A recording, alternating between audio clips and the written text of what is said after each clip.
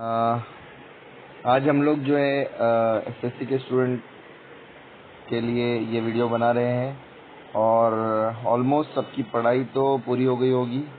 ये जो मैंने नोट्स भेजा था ना, इसके ऊपर थोड़ा सा ये वीडियो मैं बना रहा हूँ। यूट्यूब चैनल भी है, आप उसको लाइक कर सकते हैं, शेयर कर सकते हैं, सब्सक्राइब कर सकते हैं। मोहम्मद शाकिर सर के नाम से यूट्यूब चैनल है।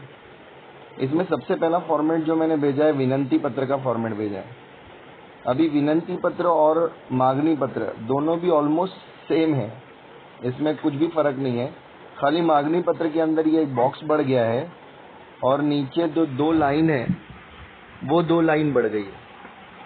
अब वो दो लाइन है क्या, वो मैं आपको बता रहा हूँ।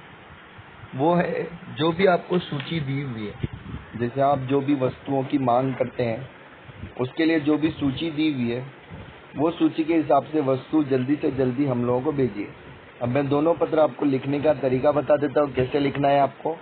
सबसे पहले हम लोग देखते हैं पत्र लेखन। जब भी हमारे पास आता है तो हमारे पास जो है एक बॉक्स बना हुआ होता है, ठीक है। सबसे पहले हम लोग ये देख लेते हैं मांगनी पत्र के लिए लिखना कैसे है। सबसे पहले आपको डालना है ऊपर दिनांक 3 मार्च, फिर मैंने डैश छोड़ दिया है, मतलब 2023।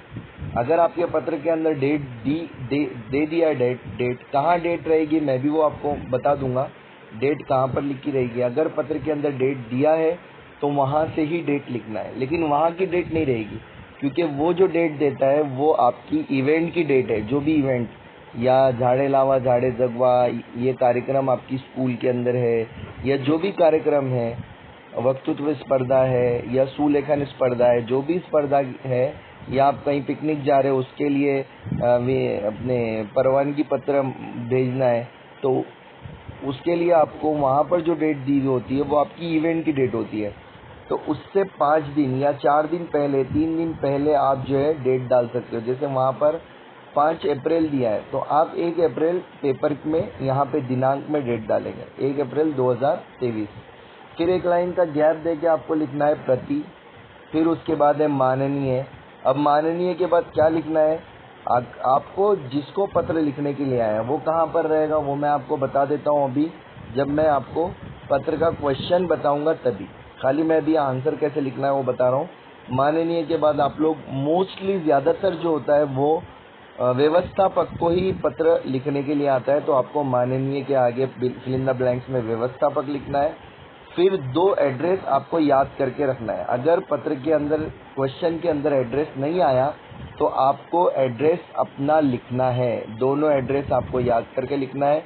एड्रेस के लिए मैंने जगह छोड़ दिया। एड्रेस बहुत बड़ा नहीं होना चाहिए, 4 वर्ड के अंदर एड्रेस खत्म। फॉर एग्जाम्पल मैंने एड्रेस जो कॉमन अक्सर बच्चे लोग को जहाँ मैं पढ़ाने जाता हूँ वहाँ बताता हूँ कि आनंद नगर अशोक मार्ग, आनंद 1 अशोक मार्ग 2, आनंद 1 नगर 2 अशोक 3 और मार्ग 4। ये 4 वर्ड के अंदर मेरा एड्रेस खत्म हो गया।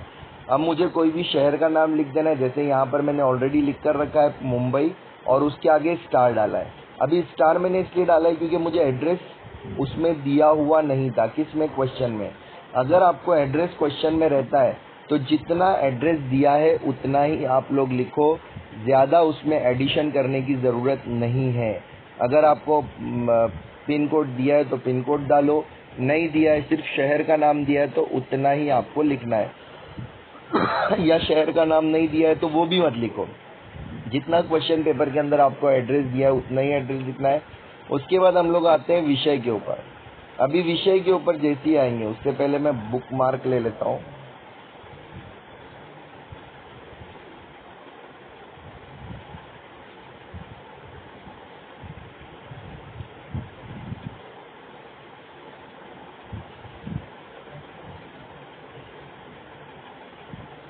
चलिए,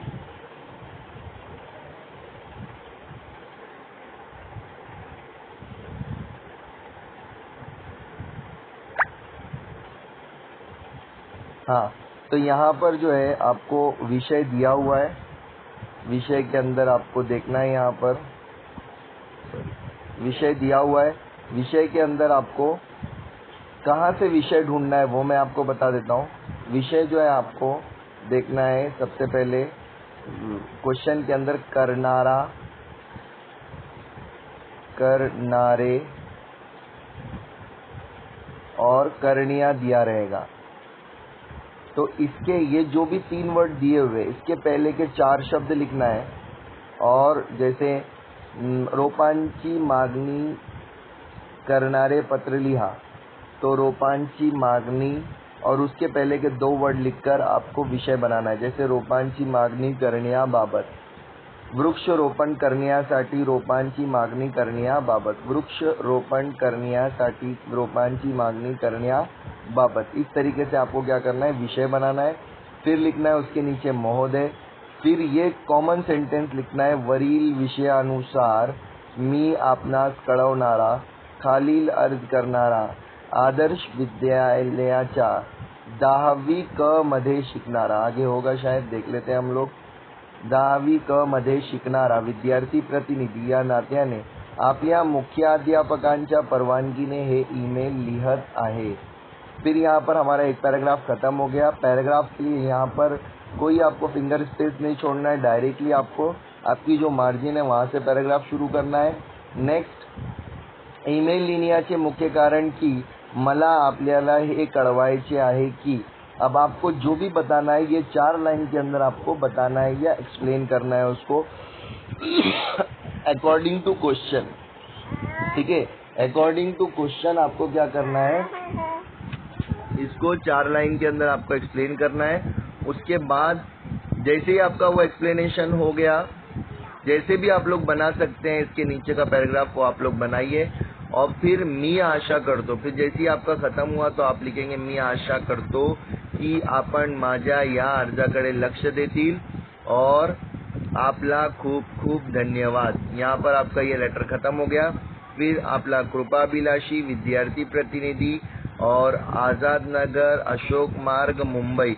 मुंबई के बाद यहाँ पर 4-6 स्टार मैंने डाला हूँ, वो आपको ये एड्रेस दिया नहीं रहेगा, ज़्यादातर करके आपको दिया नहीं रहता है, ऊपर का ही एड्रेस दिया रहता है व्यवस्थापक का। और उसके बाद लास्ट में आपको abc@gmail.com, मतलब बोलने का, बताने का मतलब ये है कि आपको सिर्फ इतना जो ये मैंने लिखा है, ये वाला लाइन, ये लाइन आपको खुद लिखना है। इसमें आपको फिल इन द ब्लैंक्स भरना है, इसकी fill in the blanks fill करना है, इसकी फिल इन द ब्लैंक्स, और आपको अच्छे से अच्छे इसके अंदर मार्क्स मिल सकते हैं। इसलिए कोशिश करो आप लोग कि इसको जो मैंने फॉर्मेट दिया है उसको अच्छे से पढ़ो। अभी भी आपके पास आज का पूरा दिन और कल का पूरा दिन है, और भी जो भी वीडियोस बन सकते हैं वो मैं बनाने की कोशिश करूंगा। नेक्स्ट हम लोग देखते हैं मांगनी पत्र। अभी मांगनी पत्र के अंदर फिर हम लोग देखेंगे मांगनी पत्र सेम वैसे ही है, दिनांक 3 मार्च प्रति है, फिर माननीय व्यवस्थापक लिखना है, फिर यहाँ एड्रेस लिखना है मुंबई, फिर विषय वही मैंने आपको बताया, करनारे, करन्या और करन्या, करनारे और करनारा से पहले के 3-4 वर्ड लिखना है और करन्या बाबत इस तरीके से। फिर सेम लाइन से जो मैंने आपको ऊपर बताया है, फिर ईमेल लिहिण्याचे मुख्य कारण की मला आपल्याला हे कळवायचे आहे की, और फिर उसके बाद ये पूरा लिखने के बाद, क्योंकि ये मांगनी पत्र है इसलिए यहाँ पर मैंने 2 लाइन ऐड कर दिया इसके अंदर। खाली मी आपल्याला, यहाँ पर आम्हाला हो गया यहाँ पर आम्हाला ही लिखना है, आपल्याला लिखना है। खाली मी आपल्याला लागणाऱ्या, आम्हाला लागणाऱ्या सर्व वस्तूंची यादी देता है, हमको लगने वाली सारी चीजों की यादी यहाँ पर दे रहा हूँ। क्रमांक लिखना है, वस्तूची नावे, वस्तूची संख्या, नंबर 1, नंबर 2, 2-2 यहाँ पर डाल देना आपको। जैसे आप झाड़ के नाम लिख रहे हैं तो झाड़ के नाम, जो भी वस्तु आपको मंगवाना है उसके हिसाब से आपको यहाँ पर नाम लिखकर संख्या लिखना है, 4-5 जितनी। फिर वरील सूची अनुसार वस्तू लवकरात लवकर दिलेल्या पत्त्यावर पाठवण्याची कृपा करा। वस्तू प्राप्त झाल्यानंतर, व यहाँ पर एक्स्ट्रा हो गया, इसको काट देना, झाल्यानंतर मी याचे पैसे मनी ऑर्डर द्वारे दिलेल्या पत्त्यावर पाठवणार। इस तरीके से आप लोग यहाँ पर लिख सकते हैं। फिर उसके बाद आपला कृपाभिलाषी विद्यार्थी प्रतिनिधि आज़ाद नगर अशोक मार्ग मुंबई abc@gmail.com। उसके बाद जो है वो आपको जो 80 मार्क्स का जो लोग पेपर दे रहे हैं, ये दोनों पत्र जो है 40 मार्क्स 80 मार्क्स दोनों के लिए था। उसके बाद जो 80 मार्क्स का पेपर दे रहे हैं उनके लिए स्थूल वाचन विभाग जो होता है उसके अंदर उनको लॉन्ग आंसर लिखना पड़ते हैं। तो स्थूलवाचन विभाग का आपने पूरा पूरा याद किया होगा। अभी मैं आपको बताता हूँ दो जो स्थूलवाचन है, बार्क और कैक्टस। कैक्टस के लिए भी आप 4-5 लाइन कॉमन बना सकते हैं। जैसे कैक्टस जो है वो वाळवंटी प्रदेशातील झाड आहे, ठीक आहे।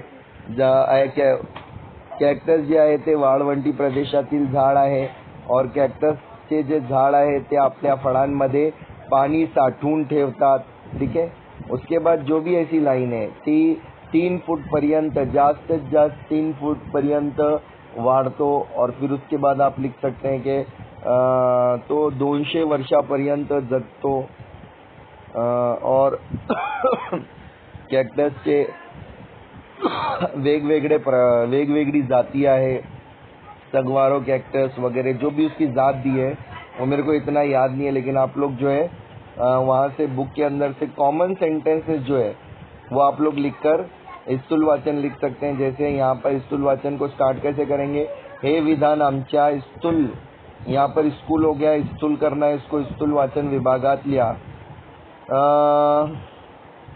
कॅक्टस या पाठातून घेतलेला आहे। कॅक्टस या पाठाचे लेखकांनी खूप सोप्या व सरळ भाषेत पाठाची मांडणी केली आहे।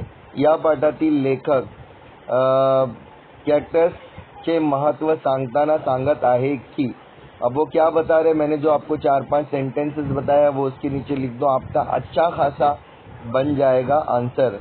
जिन स्टूडेंट्स की अभी तक तैयारी नहीं हुई उनके लिए एकदम शॉर्ट ट्रिक, आसान ट्रिक मैं बता रहा हूँ। और वीडियो के लास्ट में आप लोग जो भी कमेंट आपको पूछना है वो आप लोग पूछ सकते हैं। और जैसे ही आपके कमेंट आएंगे आपके रिक्वायरमेंट के हिसाब से मैं आपको और भी वीडियोस बनाकर जल्दी जल्दी भेजूंगा। लेकिन आपको कमेंट करना है वीडियो कैसा लग रहा है आपको, और क्या क्या आपको पूछना है शॉर्ट में लिख कर भेजिए जल्दी जल्दी। और वीडियो को शेयर भी करना है और लाइक भी करना है और सब्सक्राइब भी करना है। सब्सक्राइब करने से क्या होगा, मतलब आप अगर नहीं भी यूट्यूब पे जाते हो तो मेरे जितने वीडियो में डालूंगा आपको कल तक के लिए वो सब मिलते रहेंगे। फिर उसके बाद सरल अर्थ का फॉर्मेट है, सरल अर्थ दोनों को आता है, 40 मार्क्स को भी 80 मार्क्स को भी। ही दिलेली ओढ, सरल अर्थ का मतलब होता है जो 2 लाइन आपको ओढ़ी दी है कविता की, उसका भावार्थ या उसका जो है मीनिंग लिखना है। ही दिलेली ओढ, ओढ हो गया वो ओढ है, ड है।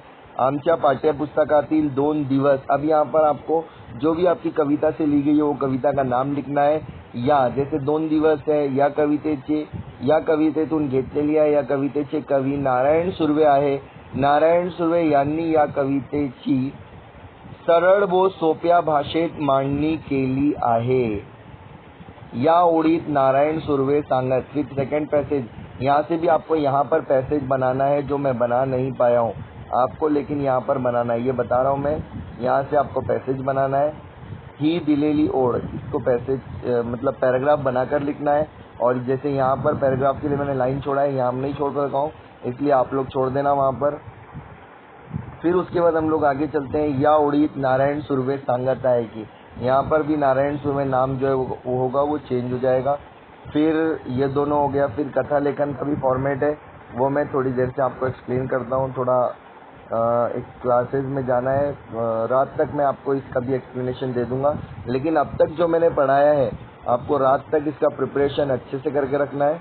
और जो भी आपके डाउट्स है, ग्रामर सेक्शन के अंदर डाउट है तो ग्रामर सेक्शन के जितने भी अपने सिंपल पेपर हैं, आपके जो 5 सिंपल पेपर दिए हुए, उसके ग्रामर भी हम लोग जल्दी जल्दी रिवाइज कर लेंगे।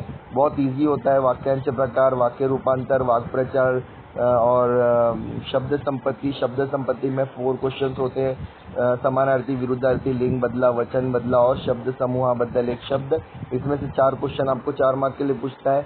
और फिर उसके बाद ऐसे ही 2 क्वेश्चन और लेखन नियम अनुसार और विराम चिन्ह, तो उसका भी एक्सप्लेनेशन मैं दे दूंगा रिक्वायरमेंट के हिसाब से, क्योंकि बहुत सारे बच्चों को इसका बहुत अच्छे से क्लियर हो चुका है जहाँ पे मैं पढ़ाने जाता हूँ। अगर जहाँ तक मेरा वीडियो पहुँच गया और वो लोग अगर चाहते हैं तो वो मुझे कमेंट करके बताएं कि हमको रिक्वायरमेंट है, तो मैं उसके लिए भी आपको वीडियो बनाकर भेज दूंगा। चलिए आप अपनी तैयारी कीजिए। फिर उसके बाद मुझे कथा लेखन भी आपको एक्सप्लेन करना है और फिर निबंध भी एक्सप्लेन करना है। तो मिलते हैं अपन थोड़े टाइम के बाद।